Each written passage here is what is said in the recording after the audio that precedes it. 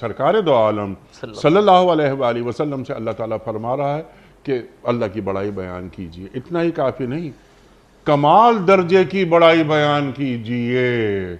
تو اللہ کی بڑائی ہم زبان پر ایک گفتگو میں آتی رہتی ہے یہ بات کہ اللہ کا شکر ہے۔ کسی نے پوچھا کیا حال ہے؟ الحمدللہ۔ اب وہ آٹومیٹکلی یا میکینکلی ایک جواب آ جاتا ہے الحمدللہ، لیکن کیا الحمدللہ کا مطلب معلوم ہے ہمیں جو ہم بیان کر رہے ہیں، یا اللہ کا بہت شکر ہے؟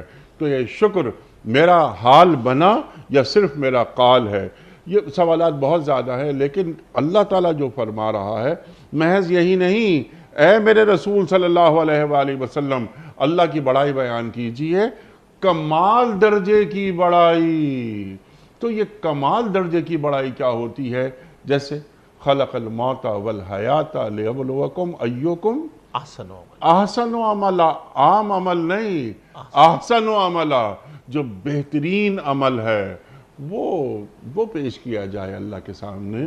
تو یہ اللہ کی بڑائی، کمال درجے کی بڑائی کیا ہوتی ہے؟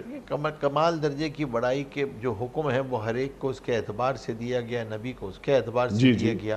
حضور پاک صلی اللہ علیہ وسلم معرفت کے اعلیٰ مقام پہ تھے تو وہ اس کے اعتبار سے بیان کریں، لیکن ہمیں کیا حکم ہے؟ ہمیں کم از کم یہ ہے کہ ہم اپنے اعتبار سے، جو آپ نے بار بار بات کہی کہ جب ہم زبان سے ایک بات کو کہہ رہے ہوں تو دل اس کی طرف متوجہ ہو اور اس کی تصدیق کرے، اور اللہ تعالیٰ کا استحضار ہو۔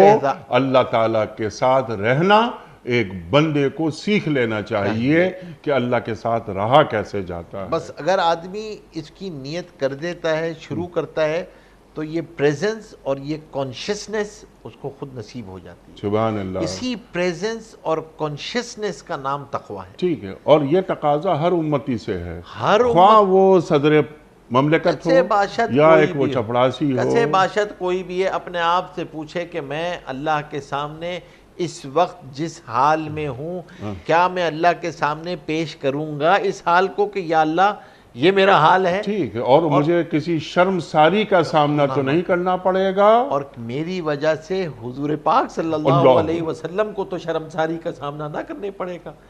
ہر پیر اور جمعرات کو اعمال جاتے ہیں نا، ہر اور پیر جمعرات کو، اور میری گفتگو، میرا لہجہ، میرے رویے امتیوں کے بارے میں، وہ ہر ایک سے معاملہ ہے، یہ ہر ایک کے ساتھ معاملہ ہے۔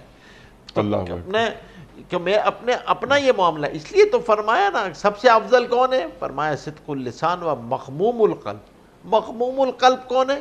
کہ جس کا دل گناہ سے، زیادتی سے، حسد سے، کینہ سے پاک ہے بالکل۔ جی، تو اپنا یہ محاسبہ بھی کرتے رہنا چاہیے۔ یہ حسد، کینہ، بغض، یہ اس دل میں جمع کیسے ہو سکتے ہیں؟ کیونکہ یہ دل اللہ کی سرزمین ہے، اللہ کی سرزمین